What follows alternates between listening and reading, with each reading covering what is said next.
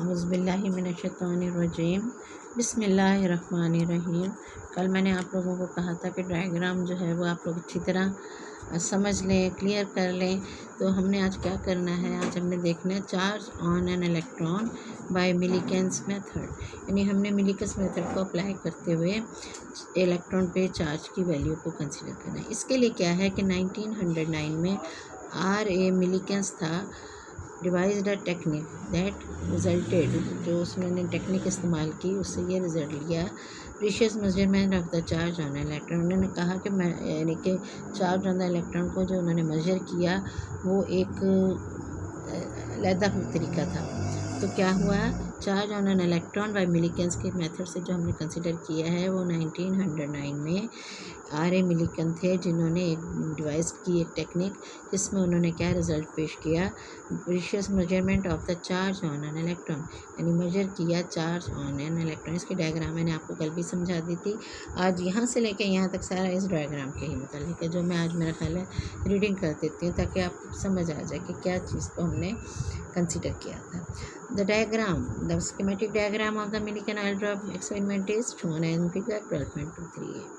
इसके अंदर क्या है, two parallel plates P dash, two parallel plates P dash are placed inside a container C, inside a container C to avoid disturbance due to air current। यानी क्या कहेंगे, container के अंदर इसलिए रखा गया यहाँ पे एयर की वजह से कोई भी डिस्टर्बेंस पैदा ना हो। तो the separation between the plates is D, इन दोनों के दरमियान जो सेपरेशन है वो क्या है, D है, ये नज़र आ रहा है। The upper plate P has a small hole. Upper plate P has a small hole. As shown in figure, a voltage V is applied to the plates. Voltage is applied to the plates, due to which the electric field E is set up between the plates. यानी जहाँ से voltage apply की तो इन दोनों के दरमियान एक electric field produce हो गया। The magnitude of its value is E is equal to VD, या आप कह सकते V over D, या V is equal to ED, पहले आपने पढ़ा हुआ है। E is equal to V, electric field consider कर रहे हैं इसलिए हमने इसका E बाहर निकाल लिया, तो E is equal to V over D।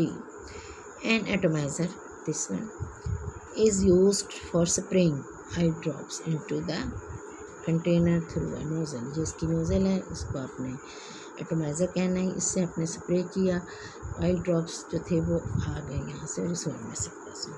तो eye drops gets charged because of friction between the walls, यानी इस जब ये इससे निकले हैं तो वॉल्स की वजह से, इनके साथ फ्रिक्शन की वजह से एटोमाइज़र के और आई ड्रॉप्स के हमारे पास उसमें चार्ज हो गए। तो आई ड्रॉप्स गेट्स चार्ज, यानी आई ड्रॉप्स जो थे वो किस तरह चार्ज हुए, because of the friction between the walls of atomiser and eye drops. Eye drops के आपस में जब फोर्स पड़ी तो उसमें वो चार्ज हो गए।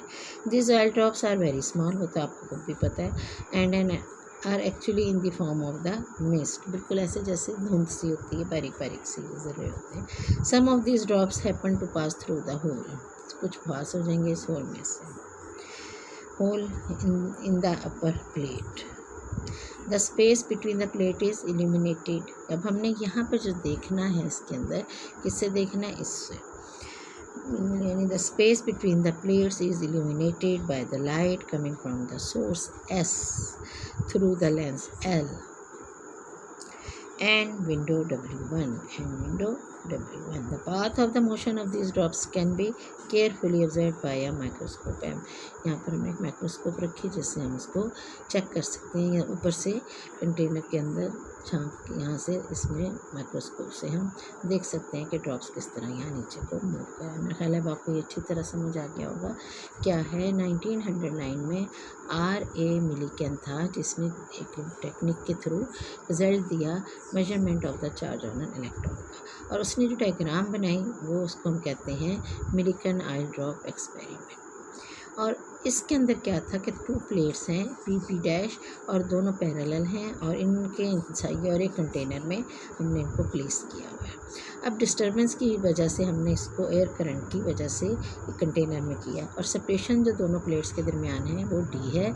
अपर प्लेट के दरमियान में एक होल है, स्मॉल होल है, और एशो ने अब वोल्टेज अप्लाई करेंगे दोनों प्लेट्स को, तो इलेक्ट्रिक फील्ड ई जो है वो सेटअप हो जाएगा प्लेट्स के दरमियान वोल्टेज अप्लाई की। और the magnitude of its value is equal to V over D. An atomizer is used, किस लिए यूज़ होगा atomizer? For spraying a drop oil into the container through a nozzle. The oil drop gets charge, charge किस वजह से होगा? Because of the friction between the walls of the atomizer and the oil drops, इनकी वजह से वो charge हो जाएगा। This oil drops are very small and are actually in the form of a mist, बहुत स्मॉल है, form of a mist है। Some of these drops happen to pass through the hole in the upper plate. Upper plate में जो whole बना हुआ है इसमें से ये पास हो जाएंगे।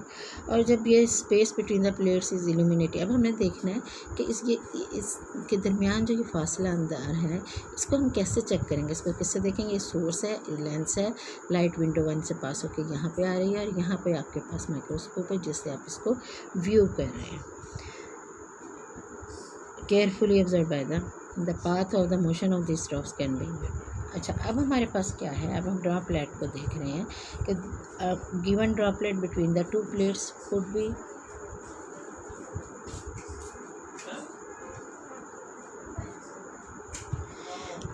Given droplet between the two plates could be suspended in air if the gravitational force F, gravitational force होती है Fg is equal to mg और equal to the electric force F E is equal to Q. ये दोनों चीज़ें आप पढ़ सकें, F G is equal to M G, F E is equal to Q E. हम कह सकते हैं कि F G is equal to F E, हम कहें कि बाय इस तरह की कंडीशंस हैं, droplet between the two plates could be suspended in air if the gravitational force Fg is equal to mg acting on the drop is equal to the electric force Fe is equal to QE। और हम कह सकते हैं कि when Fe can be adjusted equal to Fg by adjusting the voltage। अब इस तरह की वोल्टेज एडजस्ट करनी है जिसमें हमारे पास Fg is equal to Fe हो जाए, तो QE is equal to mg QE is equal to mg। The V is the value of potential difference between the plates in this setting। अब QE is equal to mg जबकि पहले आप देख चुके हैं यहाँ पर, ये आप देख चुके हैं E is equal to V over D, E is equal to V over D। V मेरा हाइट, mg इसकी जगह हम लिख सकते हैं किसकी वजह से? यहाँ पर Q की, E की वैल्यू आपने यहाँ से अपने यहाँ पर E की वैल्यू लिख ली। E किसके इक्वल था आपका?